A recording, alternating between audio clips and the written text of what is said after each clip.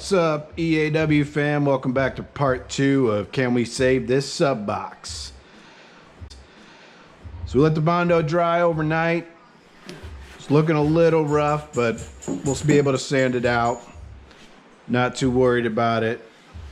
I mean, there is still some dips going on right here. I don't think I'm going to be too concerned. I'll probably smear a little more Bondo on there and go from there with it. But let's knock this thing down, take some of this Bondo off, see what we have to work with underneath. Make sure I got my dust mask on. Here we go. Let's hit it.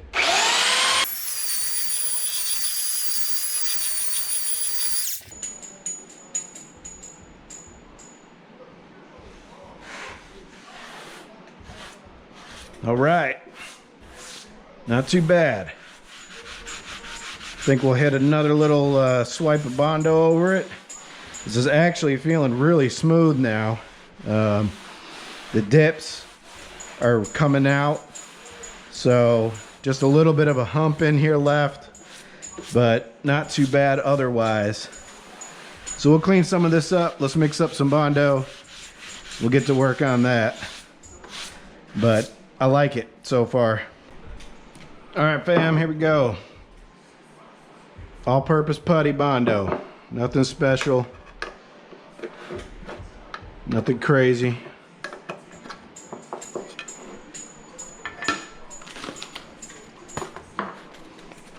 Clean off your spreader. Need to order a box of spreaders, actually. Not a lot of this stuff left, so I'm just using up some stuff I had laying around before I open up the new cans, the good stuff. Next, I'm gonna put some of that back because I'm not gonna need all of that. So do that. Hit it up with a little bit of cream. This is your hardener. So for those that don't know, you got your Bondo, you need to apply a hardener to it. A lot of the Bondo kits, some will come with it, some will not. So if you are getting some Bondo, make sure that you get the hardener that goes with it. You don't need a lot of the hardeners. The more hardener you mix into your Bondo, the quicker it's going to cure. So if you want a little more working time, then put less hardener into your mix.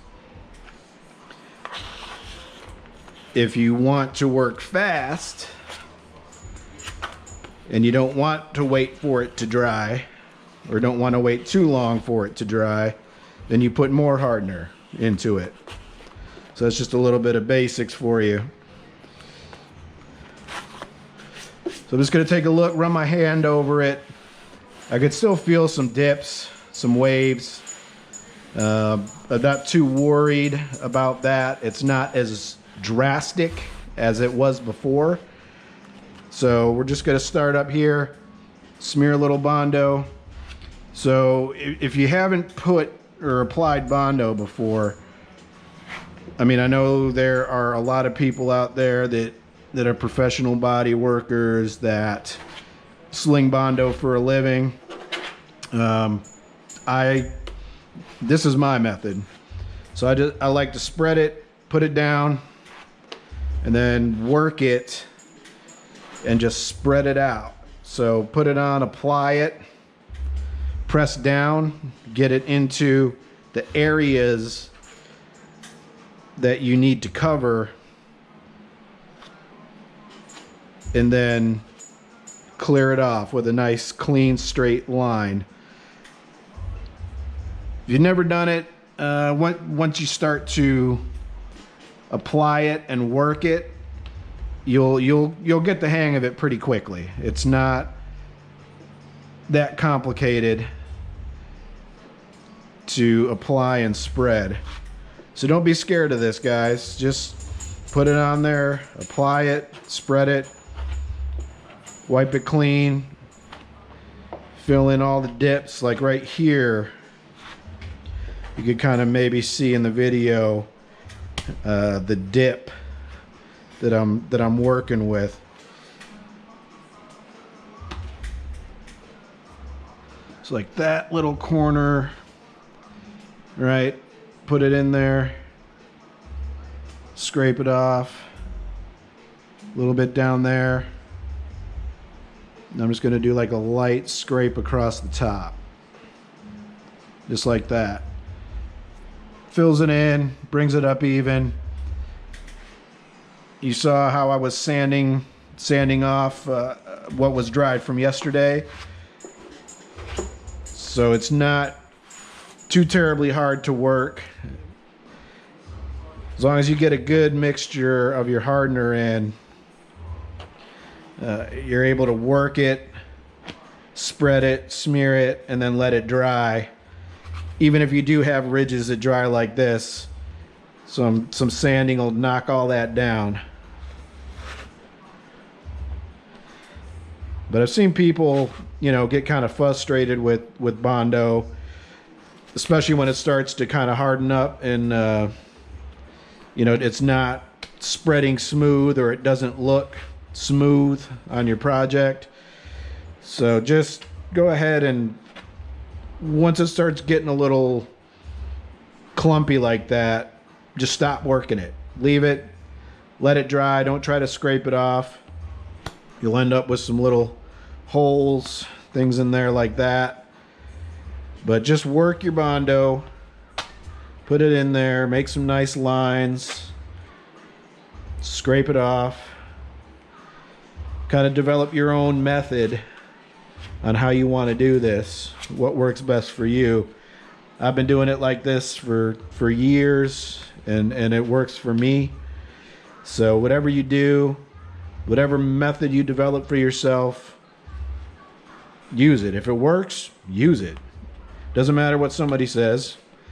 I mean, hey, I'm open to criticism. So if you see me doing something wrong, you know, just because I've been doing this for a while doesn't mean I know everything or I'm doing it right. You know what I'm saying? If you got some tips, drop them in the comments, man. Let me know what I'm doing wrong. Let me know what I'm doing right. Tell me I've screwed the whole thing up. You know, just let me know. Let's talk about it. Let's have a discussion. Just because I do it one way and somebody does it another way, you know, doesn't mean that we're both wrong or we're both right. I'm open to learn, man. It's a learning process. You know, if I got everything right the first time, shit, it'd be easy. I'm just having fun, guys. This is what I like to do to relax, believe it or not, even though it can frustrate the hell out of you sometimes. So I got one of my customers coming over a little later this afternoon. We're going to do some tuning on his vehicle. He bought a bunch of massive audio equipment from me. And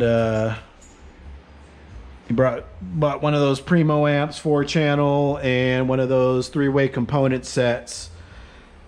Did all the install himself. And I applaud him for that. Young guy, high school guy. And, you know, I just told him, hey, man, you know, if you need any help, you need any advice, hit me up. Feel free. You know, I'm more than happy to lend you what I can. I mean, up to a point. This is a business, right? I mean, there is a point in time where you gotta be like, all right, we need to get compensated for the amount of help. But he did a great job, man, for his first install. I can't knock him on what he did at all. I mean, he did a really good job. And the thing about it too, he listened to what I had to say. I told him specifically, since this was his first install, that once you get everything installed and you have power and it's turning on, don't mess with the gains or the knobs or anything like that. Call me. I'll come over. I'll come to your house, man, and we'll get that thing dialed up. And, you know, I mean, it took him a few days. He's, like I said, high school guy, working and stuff. So, you know, he got everything in, and he sent me a message and he's like, hey man, I got everything in and there's no volume. I'm like, don't worry about it, bro. You got time? Let me swing over. So went over to his house. He's like, yeah, he's like, it's not even as loud as it was when I had all the blown speakers in here. And I'm like, stand by, stand by, go sit in your car. So turn it up to about where you listen to it. You know, and it was just a matter of adjusting gains for him. You know, it wasn't that big of a deal. And he's like, all right, that's enough, that's enough. I'm like, okay. So he's like, Jesus, man. And you know, it's stuff like that. So speakers have, put that up there. Speakers are broken in. And he's looking for just a little retune. So we'll go ahead and retune it for him. Just give him a little couple blips here this afternoon and get him back dialed in to how he wants it, to where it's at. Make it nice for him, and get him playing. So that'll be fun. Shouldn't take too long on that. Probably not going to film it, but we'll go from there. Get him happy. Not that he isn't happy, but get him all nice and dialed in so it sounds how he wants it to sound. Probably do a little EQing on him. It's got a pretty good, got a pretty decent deck in there. One of the Android style head units, BMW specific, I think it is, that he bought, secondhand. And it's got some really good EQ options on it, so we're gonna just go ahead and EQ it up a little bit too for him while he's here, and get him on his way. He's got some subs in his future coming next, so that'll be interesting to see what he wants to do with that. And yeah, man, you know, it's all about just trying to help people out. I don't do this. This is not my full-time job, guys, believe it or not. This is like my third job. So I have a regular 9-to-5. I have what I guess you could call a part-time job as well. And lastly, I do car audio because I love it. And I can't get away from this stuff, can't escape it. So it's just my passion project. And as I get a little closer here to retirement in the next year or two, I want to, you know, transition to making this into more of a full-time job again. So I'm thinking we'll make that transition. Go back to full-time. Doing it, I don't want to call it a side hustle because it's not a side hustle. I'm not in this to make crazy money. I'm not in it for, you know, to make a living off of YouTube either. I like car audio. I love car audio, and it's my passion. So my goal, even though I am a dealer for Massive Audio and some other brands that I'll be announcing here a little later this month, you know, my goal here is to bring quality, affordable products to the market and, you know, not make a killing. I don't need to make a killing. Let's put it like that. I want to get you guys quality products at an affordable price. Because like I said, guys, I'm out here working 3 jobs too. You know what I'm saying? Like, you know, it is what it is, right? That's the way the world is, and that's what we got to do to survive. So if I could do that along with my passion for what it is that I love, then let's make it happen.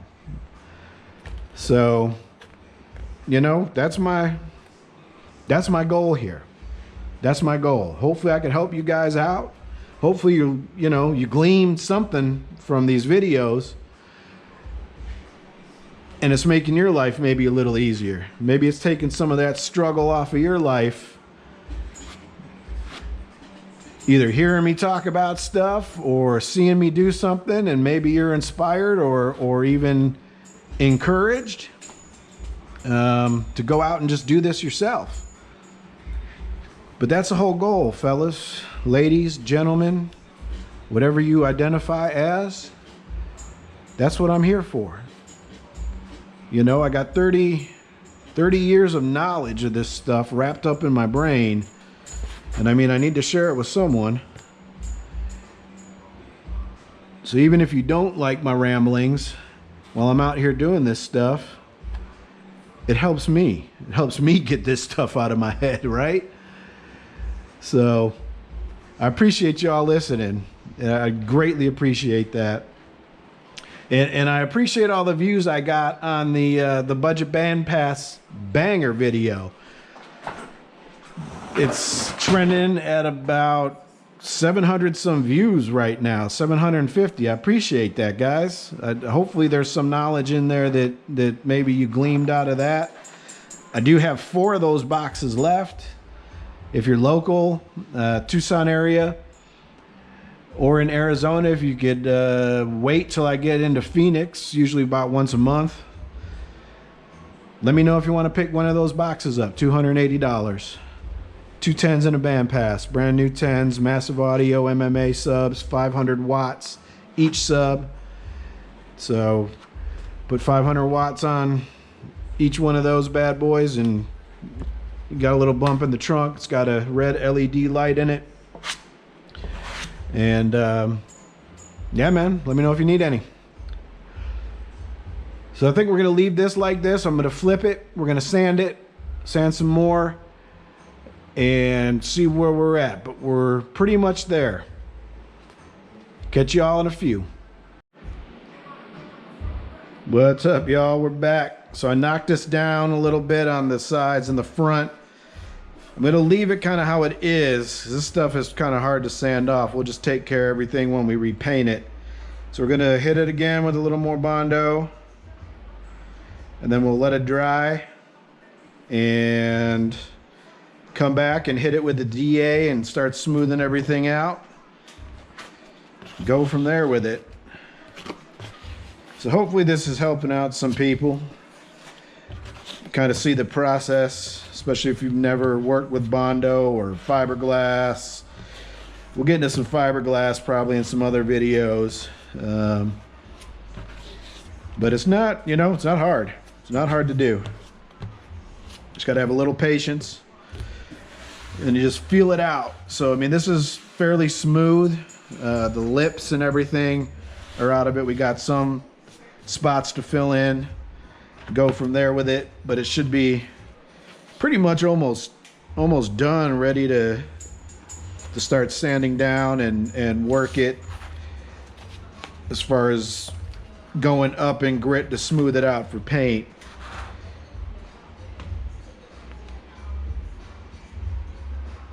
I mean, in reality, if you want to look at it, seeing that I broke this up into 3 videos, time-wise, you know what I said, buying a used sub box and working it saves, or potentially could save time, just depends on how bad that box is when you bought it. It might not seem like this is a time saver, but in all reality, if I was to kind of add up where I'm at time-wise with this box, not taking into account, you know, video production and all that type of stuff, editing. I do obviously a little bit of editing because nobody wants to watch me sand for 5 or 10 minutes. That's not fun. So in reality, time-wise that I've spent on this box, I would probably say, in all, if I was just hitting it, about 30 solid minutes so far in regards to sanding and Bondo work. So I mean, that's not bad considering what it would, the time it would take to make this, right? To make it, it would have to cut wood, obviously, measure, draw the plans out, and then basically start gluing and nailing and then screwing and drilling pilot holes and getting into all of that. So time-wise, yeah, what would it take for me to build this from scratch? And then especially if you're going to pour an epoxy top on it and make it look nice and pretty, the time saving is there. Even though it might not seem like it, since this will probably be broken up into 3 or 4 videos, there's definite time savings in this process. I'm 30 minutes into it. Let's be graceful and call it 45 versus waiting and doing all that other stuff, cutting, measuring, hauling the wood out, gluing it, mocking it up. I mean, right there, you're probably talking a good solid hour or 2 in just that aspect. Now, obviously, if I was building it from scratch, those costs come into it for the customer, depending on what they want and how fancy they want it and all of that. So, when you're looking for a custom box and you go, oh, why is that so expensive? It's just some wood. Yeah, I could build that myself. Go ahead, build it yourself. If that's all it is to you, but the person that's building it is going to have hours of their time into that box for you. If you're just looking for a box, slapping some wood together, you don't want it 100% custom made, okay, it's not gonna be as much. But obviously, I'm not trying to insult anybody's intelligence. The fancier you want your box, the more specs you put on it for that person that is building it for you, it's going to cost you more money.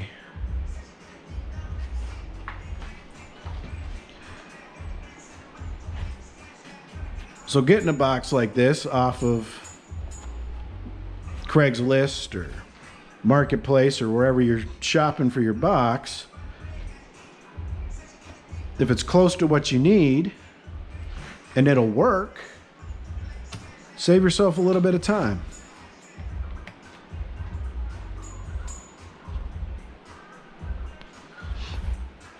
So most of these sides were pretty decent, and the sides were decent, I'll say that. So I've scuffed it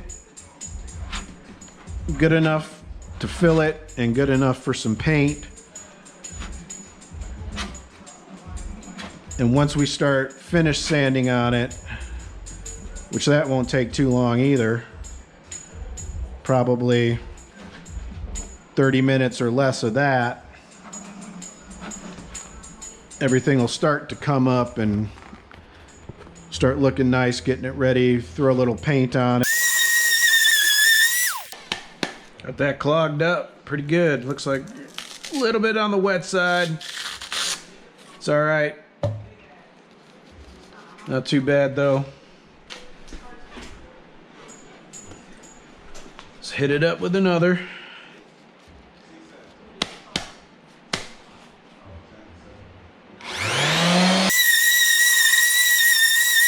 Here.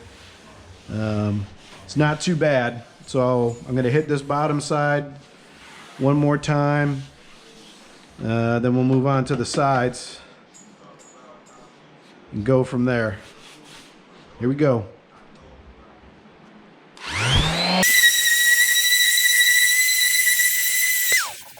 All right, that is feeling nice. You can see the different contours, the different colors here as far as dips, where I'm at. Okay, so the darker spots where we kind of have some little dips in it. We could smooth all those out. That's not a problem. Let's hit this side real quick.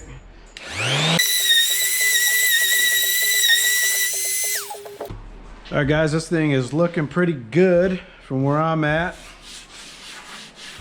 Starting to smooth out even just with that little 80 on the DA. So here's what I'm gonna do.